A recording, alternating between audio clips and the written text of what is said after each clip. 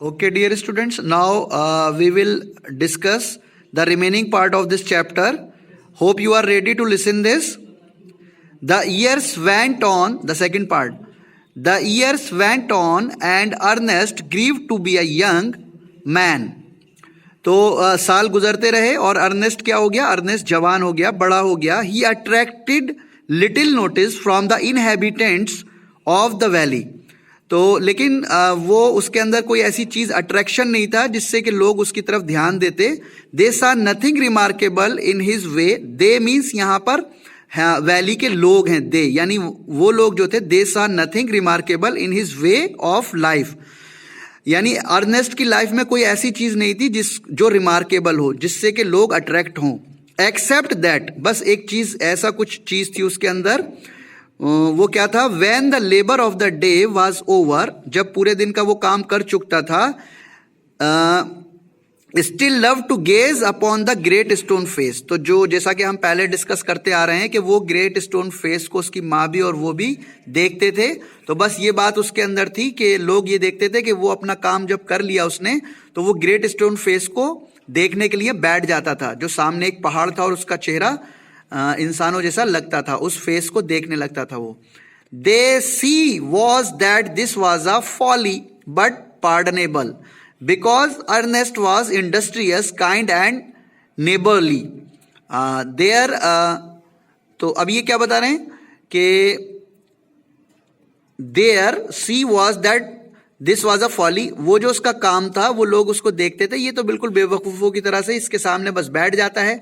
लेकिन लोग उससे ज्यादा शिकायत नहीं थी, बट पार्डनेबली, लेकिन उसकी जो ये गलती थी वो माफ करने के काबिल थी. बिकॉज अर्नेस्ट वॉज इंडस्ट्रियस, क्योंकि लोग एक तरफ उसकी बहुत ज्यादा वो मेहनती था, उसकी मेहनत को भी देखते थे, और वो दयालु भी था, काइंड भी था, बहुत रहमदिल भी था Ernest. And neighbourly, neighbourly means यानी पड़ोसियों का ख्याल रखने वाला. ऐसा बहुत सारे लोग होते हैं ना जो अपने पड़ोसियों का भी ख्याल रखते हैं, और हमारे रिलीजन में भी और सारे ही रिलीजन में अपने पड़ोसियों का ख्याल रखने का हुक्म किया गया है. तो हम सबको भी देखना चाहिए अपने पड़ोसियों को. Okay. They did not know that the great stone face had become a, ये बहुत ही बुक में बिल्कुल चिपटी हुई है, नजर नहीं आ रहा है इसमें क्या लिखा हुआ है. एक मिनट वेट करिए. तो dear students, they did not know that the great stone face had become a teacher to him. वो वैली के लोग ये नहीं जानते थे कि ये जो ग्रेट स्टोन फेस है वो इसका, अर्नेस्ट का टीचर बन गया है. And that the sentiment which was expressed in it would enlarge the young man's heart and fill it with deeper sympathies than other hearts. तो उनको ये नहीं पता था जितने भी जज्बात और जितनी भी बातें इसके अर्नेस्ट के जहन में आती हैं, वो सारी जो सिंपैथीज हैं वो, और जितनी भी इसके अंदर सिंपैथीज हैं, सिंपैथीज, वो इसी ग्रेट स्टोन फेस के जरिए से उसको मिल रही हैं. They did not know that from this would come a better wisdom than could be learn from books. और इसके अंदर ये सारी चीजें आ गई हैं, वो इस ग्रेट स्टोन फेस के जरिए से ही आई हैं. ऐसी होशियारी इसके अंदर आ गई है जो कि बुक को पढ़ने से भी नहीं आ सकती किसी के अंदर. Neither did Ernest know that the thoughts which came to him. so Ernest को भी ये नहीं पता था कि उसके अंदर ये सारी चीजें जो आई हैं वो कैसे आ रही हैं. अर्नेस्ट भी इसके बारे में अननोन था. Dear students, in the fields and at the fireside were of a higher tone than those which all man shared with him. यानी जो भी वो विजडम अपनी, चाहे वो खेत में किसी से बात करता हो या कहीं पर लोग अलाव लगाए बैठे हैं फायर साइड में, उनसे बात करता हो, वो ऐसी होशियारी की बातें करता था, उसको भी नहीं पता था ये कैसे आ गई हैं. लेकिन ये सारी चीजें उसको ग्रेट स्टोन फेस से मिली थी. A simple soul, simple as when his mother first told him the old story. He beheld the marvel's face looking down the valley and still wondered why its human likeness was so long in coming. तो वो बिल्कुल एक जब बड़ा हो गया था तो सिंपल सोल था, वो बहुत ही उसके अंदर बेहतरीन आत्मा थी या रूह थी. Simple as when his mother first told him the old story. और बिल्कुल ऐसा था जैसे कि उसकी माँ ने उसको सबसे पहले शुरू में एक स्टोरी बताई थी ग्रेट स्टोन मैन के बारे में कि वो ऐसा होगा ऐसा होगा, तो इसी तरह से उसी की तरह से वो था। By this time poor mister Gathergold was dead and buried. और इस वक्त तक वो जो मिस्टर गैदर गोल्ड था, जिसका नाम पड़ गया था मिस्टर गैदर गोल्ड, और वो र्यूमर एक फैल गई थी चारों तरफ अफवाह कि यही जो है ग्रेट स्टोन फेस है जिसका इंतजार हो रहा था। तो क्या हुआ, अब तक वो मर चुका था, वो मर गया था और उसको दफना दिया गया था। His wealth which was the body and spirit of his existence, और उसकी जो बॉडी यानी कि उसका जो असल साजो सामान था यानी माल जो था, had disappeared before his death, उससे पहले ही वो खत्म हो गया, क्योंकि माल तो आता रहता है जाता रहता है, समझ रहे, ये तो गॉड के हाथ में है किसको कितना देना है। Since the melting away of his gold it had been generally agreed that there was no great likeness. और जैसे ही उसका माल उसके पास से छिना या गया तो फौरन ही लोग इस बात पे तैयार हो गए कि भाई इसके अंदर कोई ऐसी खासियत नहीं है, कोई इसके अंदर ऐसी खासियत नहीं है। After all between the ruined merchant and the majestic face upon the mountain, यानी कि जैसे उसका वो तबाह हो गया, वो बर्बाद हो गया, रूइंड मर्चेंट जो था वो रूइंड हो गया, and the majestic face upon the mountain, और उसका जो शानदार चेहरा था वो भी उससे मैच नहीं करता था, वो भी खत्म हो गया।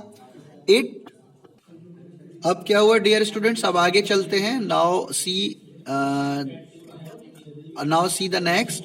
Eight so happened that another son of the valley had become a soldier many years before. तो क्या हुआ आगे इसमें बता रहे हैं कि ऐसा हुआ कि वैली का ही एक बेटा वो एक बड़ा सिपाही बन गया था, सोल्जर बन गया था। After a great deal of hard fighting he was now a famous commander. बहुत सारी उसने जंगें लड़ी और उसके बाद वो एक मशहूर कमांडर बन गया। He known on the battle field by the name of blood and thunder, और उसको बैटल फील्ड में ब्लड और थंडर यानी खून और तूफान के नाम से जाना जाने लगा। ओल्ड एंड टायर्ड नाउ, अब वो बूढ़ा हो चुका था, थक चुका था। He had lately expressed a desire to return to his native valley, और उसने अपनी एक डिजायर को जो है वो एक्सप्रेस किया, बताया अपनी दिल की चाहत के बारे में कि अब वो अपनी वैली को वापस जाना चाहता है।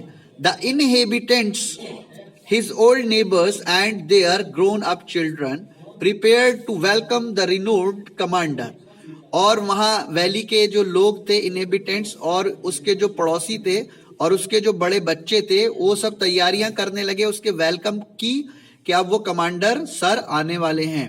It was being said that at last the likeness of the great stone face had actually appeared, और ये कहा जाने लगा कि अब असलियत में वो ग्रेट स्टोन फेस का जो चेहरा है वो यही कमांडर है और वो बिल्कुल इस जैसा ही है। Great therefore was the excitement through out the valley, और पूरी वैली के अंदर लोगों के अंदर एक्साइटमेंट, जोश, उत्साह दौड़ गया और उसका वो इंतजार करने लगे बेसब्री से, बेकरारी से। And many people who had never once thought of glancing at the great stone face now spent much time in gazing at it, यानी वो लोग जिन्होंने आज तक कभी जो स्टोन फेस था, ग्रेट स्टोन फेस, उसको ग्लैंस नहीं किया था, एक झलक भी नहीं देखी थी उसकी, मतलब झलक से मुराद उन्होंने इंटेंशनली जो है उसको नहीं देखा था। अब वो उसको घंटों घंटों तक उसके आने से पहले देखते थे कि हम इसको देख लें, क्योंकि इस जैसा एक इंसान आने वाला है। घंटों उसको देखने में गुजार देते थे। Exactly how general blood and thunder looked, कि बिल्कुल जो जनरल ब्लड और थंडर जिसका नाम है वो आने वाला है, वो बिल्कुल ऐसा ही लगता है जैसे ये ग्रेट स्टोन फेस है। और ये वैली के बारे में जो प्रोफेसी है, भविष्यवाणी, पेशिन गोई, अब वो पूरी होने वाली है। On the day of the generals arrival, और डियर स्टूडेंट्स जिस दिन जनरल्स के अराइवल का दिन था, जिस दिन उसको आना था, Ernest and the other people of the valley left their work, Ernest ने भी और बहुत सारे वैली के लोगों ने अपना काम छोड़ दिया। And proceeded to the spot where a great banquet had been prepared, और सब लोग उधर चले गए जहां उसके आने की तैयारियां की जा रही थी। वहां पे लोग मुंतजिर थे, उसके इंतजार में खड़े हुए थे। Soldiers stood on guard, soldier सिपाही खड़े हुए थे उसकी सुरक्षा के लिए, उसकी हिफाजत के लिए। Flags waived and the crowd road, और झंडे लहराए जा रहे थे और पब्लिक जो थी वो शोर मचा रही थी। रोड कहते हैं शेर की दहाड़ को, दहाड़ रही थी। Ernest was standing too far back to see Blood and Thunder's face, Ernest सबसे पीछे था और ये देखना चाहता था कि उसका जो फेस है, ब्लड एंड थंडर्स जो कमांडर है उसका फेस कैसा है। However he could hear several voices, और एकदम से उसको बहुत सारी आवाजें आने लगी। It's the same face exactly, और ये एक्सक्लेमेशन साइन लगा हुआ है, यानी कि जो वॉइसेस हैं वो क्या कह रहे हैं, आदमियों की आवाजें आ रही हैं, बिल्कुल ऐसा ही है, बिल्कुल ऐसा ही है। Cried one man dancing for Joy, और एक आदमी नाचता हुआ, ये कहता हुआ, चिल्लाता हुआ आगे बढ़ा कि बिल्कुल वैसा ही है जैसा कि ग्रेट स्टोन फेस है। तो डियर स्टूडेंट्स, अब आगे एक ने चिल्लाते हुए नाचते हुए कहा कि बिल्कुल ऐसा ही है जैसा कि ग्रेट स्टोन फेस है। Wonderfully like it that's a fact, replied another, दूसरे ने कहा बड़ी हैरानी की बात है, बिल्कुल फैक्ट जो था वो सच हो गया, बिल्कुल वैसा ही है।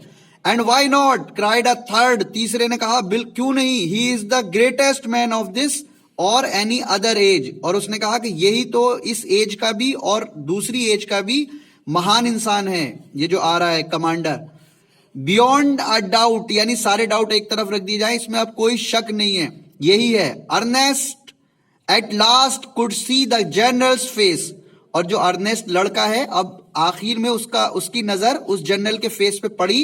And in the same glance to the side he could also see the great stone face, एक नजर उसने एक तरफ जनरल के फेस पे नजर डाली, फिर दूसरी तरफ अपनी नजर हटा के उस ग्रेट स्टोन जो पहाड़ का चेहरा था उस पे नजर डाली।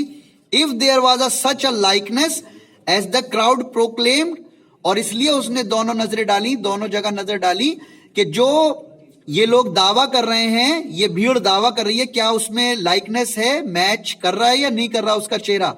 Ernest could not recognise it, लेकिन अर्नेस्ट उसको रिकॉग्नाइज पहचान नहीं पाया, क्योंकि वो चेहरा जो था ग्रेट स्टोन फेस का, डियर स्टूडेंट्स, वो उस जैसा नहीं था जैसा कमांडर का फेस था, या कमांडर का फेस ऐसा नहीं था जैसे कि ग्रेट स्टोन फेस था।